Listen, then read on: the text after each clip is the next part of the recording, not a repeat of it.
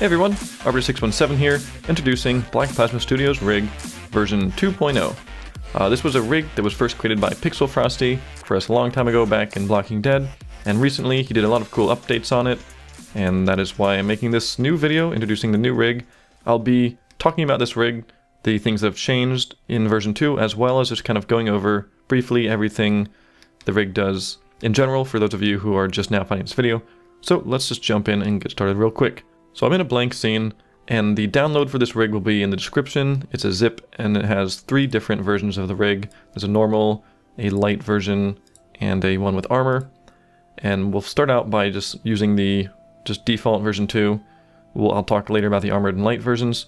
So if I go to append, go to the rig, go to object, grab all the objects, I always turn off active layer, and then hit append. So the rig will come in, and we'll have our BPS rig. But before I even talk anything about the rig, let me just quickly show you a problem that's been showing up. Everyone's been having this problem, and I've actually spent a good month or so trying to fix it. I even made a forum post on Blender, on the Blender forums, and I've still not been able to fix it, so we're kind of just giving up. Turns out this isn't actually a problem with BPS rig 2.0. I was trying it again on the old rig 1.0, and the problem happens. So if you're hoping to stay on the old rig to avoid this problem, it's going to happen in the old rig as well, so you might as well just use the new one. But the problem is if I pen the rig and then, okay, now I want to pen the rig again. Let's say we want 2 characters, so I bring in a second rig. What you'll notice is it's all weird. You can't click on it, or you can click on it, but you can't move it, you can't go into pose mode. It's all messed up. But if you press L and go to make local all, now it's back to normal. So just wanted to give you that quick kind of tip right at the beginning, because that's a very big problem with the rig now. And again, it will happen on the old rig. Anywho, so you appended the rig in. I showed you how to make it local if that problem shows up. So let's start talking about the rig. So for those of you who, let me actually, if we pull up the side panel over here by pressing N and go down to display, turn off the relationship lines so we don't see all those little dotted lines going everywhere. For users of the old rig and people who've seen my tutorial series, you'll know that you can go into pose mode either by clicking down here and going to pose mode, or doing Control Tab. And now we have 4 sliders on the left side. Before we only had 3. The top slider is now a no mouth slider. However, one thing I've noticed is even with no mouth on, you can still sometimes see a little pixelated line. So it's not it doesn't completely get rid of the mouth. It just kind of closes it and kind of hides all the stuff. So what I would recommend if you're doing if you're doing a derp character and you want to get rid of the mouth, what I would recommend, moving the mouth kind of, as low as you can, close it as much as you can, get it kind of near like the bottom edge or something, and then turn it off. That way it's a lot less noticeable. This is just kind of a shortcoming of the way the face was done, but it works. You just have to know to kind of move that down. So we have this nice no mouth slider. It's a good little addition. The second slider is the Alex arms slider, just as before. Makes Alex arms. The third slider is what allows us to select the mesh. Right now you'll notice if I can only click on the bones, I can't click on the body parts. But if we turn this over, now I can actually start selecting the mesh itself in case you want it to like emit particles or something. And the fourth one is the curve, the subdivision stuff that basically if we make like the eye kind of curved and the eyebrow curved, which I'll show you more about in a second, then if we slide this over, it'll kind of smoothen it, and it'll show you what it'll look like in render. By default, it's off, because the rig will run a little smoother if you have it off. However, if you want to see what it's actually going to look like, you'll want to turn that on. I usually kind of leave it on for the main characters. So, those are those 4 things over here. Over here, we have the same stuff as before. We have the no face version of the head, in case you have a character you don't want to animate faces and stuff. Gets rid of all those panels. If you want to change the arms to... Well, by default, the arms, are normal. You rotate them. If you change these sliders up, then you can't rotate the arms. Instead, it becomes IK, in case you want them to like hang on to something. I also wouldn't recommend keyframing these. Like, you wouldn't want to go half an animation and then switch over to a different kind. It kind of glitches out. The same thing happens with the legs, although it's reversed. By default, they're IK, but you can switch them to forward kinematics. So that's what those things are. And on the top, we have the really nice thing about the BPS rig. This is one of the big things that made me really happy when Pixel Frosty first made this rig is that we have this option just to turn off all the facial controls, all the little sliders, all the control panels. They're all gone. You can leave that off when you're animating, and it makes it just so much easier to animate. And then over here we have, if I turn it back on so we can see it again, we have the mouth control that changes the shape. Another one of the additions is we have this slider that kind of pinches the corners of the mouth, which is really useful if you want to get that kind of like shift, or the colon D kind of smile where it's like that big kind of happy smile. That was something you couldn't really get before until we added this nice little switch there. Before it just looked weird. And then the slider off to the right, let me reset some of this stuff, is what does the teeth, although by default it doesn't do anything because the teeth are defaulted to being off just because I don't really use them unless in very strange cases. But if you rotate the slider, you don't really see anything yet, but it's turned on. Now if I move the teeth, you can put the teeth how you want. And if you rotate it back, it'll get rid of them. So let me actually, before I go too much into the rest, I'm going to bring in the old BPS rig. Actually, I'm not even sure if I even have the old BPS rig anymore. I think I've actually just deleted it. Yes, here's an old version of the rig. This is kind of more what you're used to. It has a kind of different version of the Steve skin on.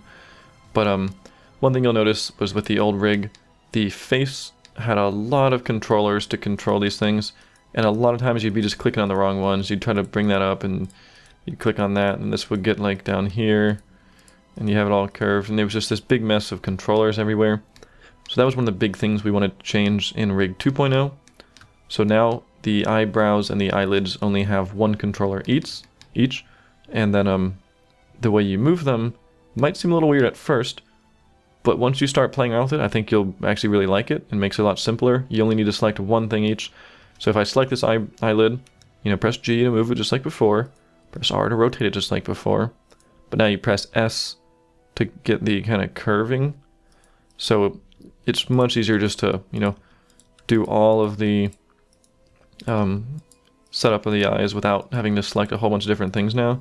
Just select one thing once, and then it literally makes the facial workflow so much easier like this now. So I think you'll like that. And it takes a little getting used to, but once you get used to it, it's pretty awesome. So some of the other little changes with Rig 2.0, for those of you who are familiar with the old one, is that we have, actually one of the changes is, you may have noticed in the old Rig 1.0, if you had a character whose hair kind of went down right along this edge, you would get some kind of flickering, and that would actually appear in some of our animations. You would see some flickering along the edge of the eyes. We now fix that. It's unless you pretty much shouldn't be able to ever make it flicker unless you really try, but by default it won't flicker at all anymore, which is awesome. We fixed a few problems with, in the old rig, when you move the eyes apart, it didn't also, or sorry, when you, one of these things, yeah, here we go, when you made the eyes wider or something, it didn't scale the eyebrows as well. However, now it does. The eyebrows scale with it, which is very handy. When you move the eyes up and down now, it moves the mouth accordingly, which is awesome. And if you don't like if you still want to move the mouth, you can still continue moving it on top of it, but it just kind of helps get you where you need it to be, which is a really big help if you just, okay, you want to lower the eyes down. In a single step, you have it down, the mouth is fixed. Whereas the old rig, if you move the eyes down, then you have to do that, then fix the mouth and try to estimate where it'd be. Whereas now it just kind of keeps it in the same place, which is really awesome, nice little change. Same thing with the eyes. Before, if we made the bigger eyes, the pupils would stay really small and look really weird. But now, by default, it scales the pixels of the eyes up as well. And of course, if you still want to adjust them, you can always just scale these down here.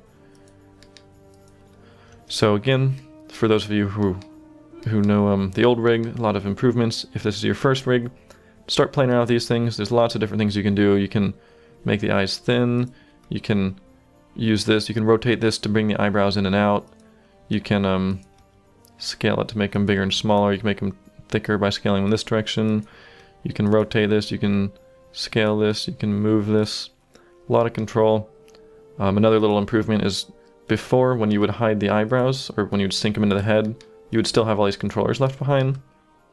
And not only that, actually, if you raised up over the head, you would actually see the eyebrows floating above the head.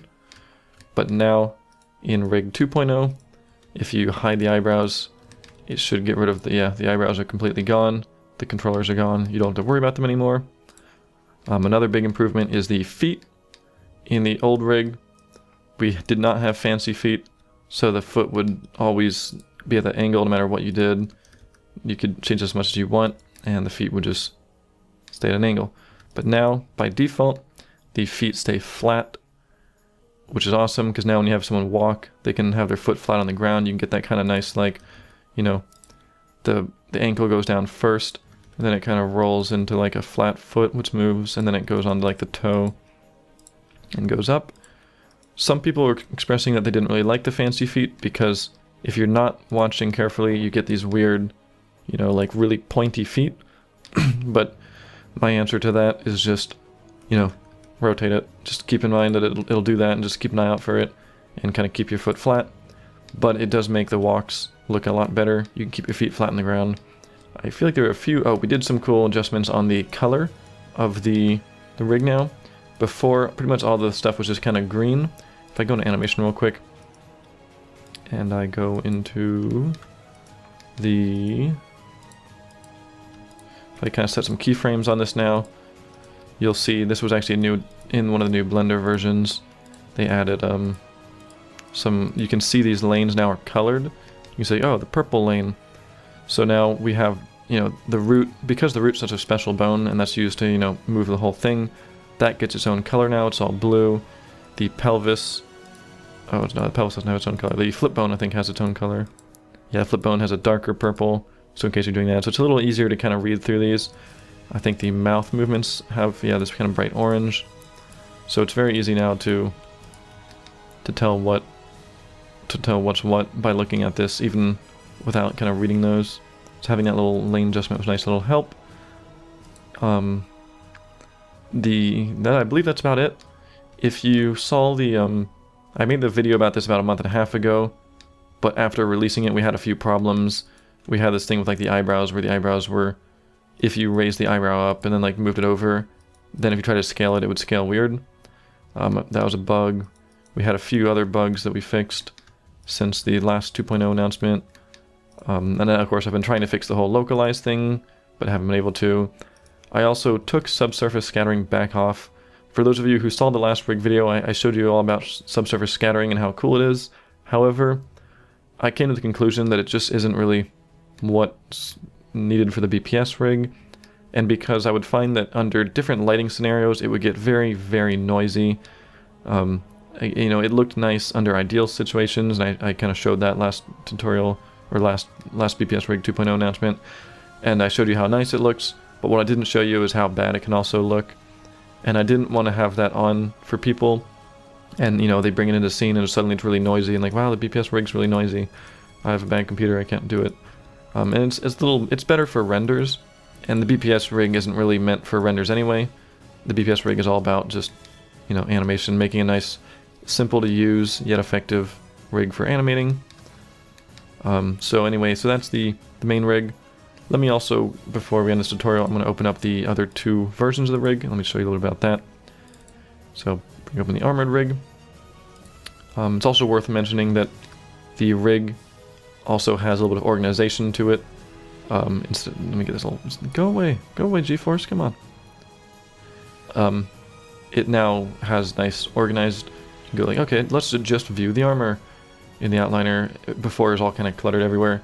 So if I want to put on some diamond armor, here's the armored rig. Now just remember, if I want to make diamond chestplate, do the eyeball and the render thing. Now we got diamond chestplate on.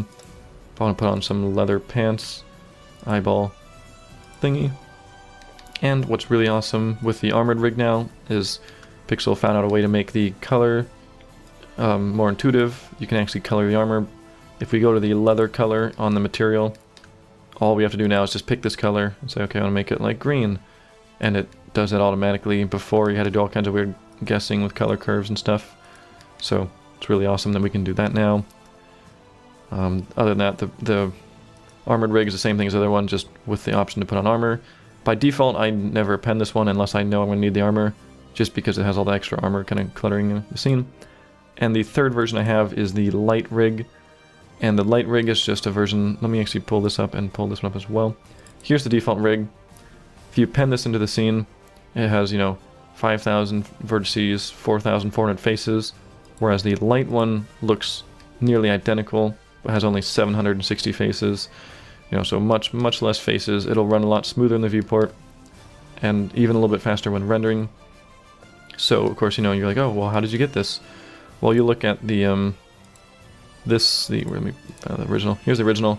If I go to select the mesh, you'll see that, okay, I have all these little faces, and those faces are there if you ever want to do like extrude faces out, or other stuff. But you don't really need all those faces, especially like on the back of the head where it's kind of flat anyway, unless you're extruding. So the light version gets rid of all that. You'll see that now it's just like a solid face for each. We kind of grouped it into where the bends need to be. Also the curved elements now are not quite as curvy. You can see a little more of the polygons. So what the light rig is for is if you have like a bunch of kind of background characters standing around in the background, they're not going to be very close to the camera. You'll probably want to use the light rig to keep it a little simpler. Even the bones are set to these little simple lines, which just makes it run a little smoother in the viewport. I'm going to be using these light rigs for a lot of background character stuff in Songs of War, and even just kind of future lobby scenes. So, got a cool light rig now that's great for background characters to make your scene a little more optimized. We got the armored rig that has the nice new coloring features, and we have the default rig with all these nice little updates. All in all, it was mostly just a kind of cleaning update from rig 1.0.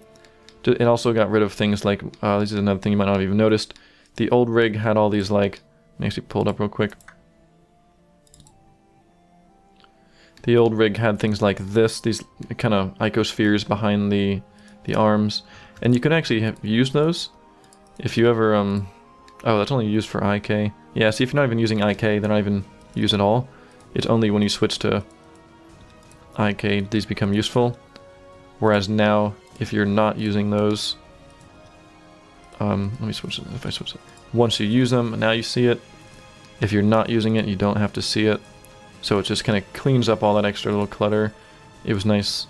It's nice not being able to see all these little things that you're not using. So cleaned up those, it cleaned up all this stuff with, oops, open up the same one. Cleaned up the stuff with the face, made the eyes a lot easier to control by having single controllers for each thing. We added the kind of mouth pinching. Also, not on top of the mouth being, you know, being able to pinch it, we also even added just kind of more freedom over the move. These used to be able to only go straight up and down. Let me make it curved. There we go. But now you can actually pull these like to the side. You can pull them wherever you want. You can pull these way over here. So you have a lot of freedom with the mouth now. I really wanted to make sure people could get like interesting stuff with the mouth if they wanted to. So, big mouth update, face update, the nice little handy features like the mouth moving when you move that, the pupils moving when you scale it, the eyebrows staying the same size when you do this. The eyebrows, or sorry, not the same size. The eyebrows adjusting when you do that. So lots of little cleanliness updates. And again, and just for proof, I'll show you what I mean with, let me append in the BPS, the old, this actually isn't, this is kind of like an early version of the old BPS rig. This isn't actually the exact one that you were probably using.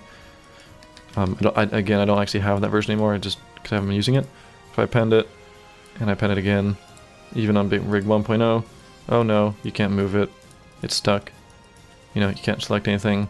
So then again, this is just a problem with Blender. Because this rig was made in an old version and they changed things around, I think, and we don't want to remake the entire rig, just gotta press L, go to localize all, and it's back to normal. So, hopefully you enjoy rig 2.0. Pretty much everything that was there before is still there. Nothing's changed other than some cleanliness, some cleaning up stuff, and the way the eyebrow stuff works. But I do think you'll like this new way of just kind of rotating these things a little bit easier, saves having all that clutter. The teeth are off by default, but they're still there if you want to rotate them on. And if you really want to turn off fancy feet, I'll kind of show you a little bit about how to do that. This is a little bit beyond the tutorial, but if we go into the, I believe it's the shape keys, we have all these shape keys, and this is kind of what keeps these things like flat. Some of these, maybe it's not, I think it's these. If we delete these drivers just real quick and turn it off, now you'll see this is kind of how it was before, without the fancy feet. So if you do that on both the the inner layer and the outer layer, if we delete the driver, actually you can probably just delete the whole, just minus out the whole thing. So if you don't like the fancy feet, you can just get rid of it. Although I do think you'll warm up to fancy feet once you get used to it. I'll actually put up some footage real quick of my new walk cycles I'm working on, and you can see the difference on how the new walk cycles, the feet stay flat, whereas the old one, they just kind of slid across the ground like video games, which is fine, but it does look a little better keeping them flat. Anyway, thank you everyone for watching. Thanks Pixel Frosty for updating the rig. Again, sorry for making this take so long. I know I released this video about like I said, about a month and a half ago, and then instantly we found like some big problems, so we had to take the video down. And then it's been so long for me trying to fix that whole local problem before finally realizing I don't think it's fixable. So you just gotta keep in mind the L trick by localizing all. And sorry that we took off subsurface, but I think if you were doing it for animation, you would have found that it was actually just more problematic. And if you want to set it back up for renders, of course, you can always just go into the skin, you can go into the nodes, you can just add it right back, make your principled BSDF or whatever. That's a little bit beyond the tutorial, but you can always just add the subsurface back if you really want it. And that's that. If you have any questions, let me know in the comments. Or you can have questions in our help and support section on our Discord. I'll try to keep an eye on that stuff. And hope you enjoy the rig. I've also included a little small readme this time that just kind of links people to this tutorial in case someone downloads it, doesn't know about the tutorial, and then doesn't know why it's all, they can't move the rig. I've got a little readme thing that tells you how to localize it. It links you to this tutorial. It links you to our channel and Pixel Frosty's channel. So thanks again for watching. Hope you enjoy the rig. Hope you love these updates. If you do like these updates, let me know, because I think they're awesome, and I'm sure Pixel Frosty would like to hear that people are enjoying the update as well. And we will see you next video.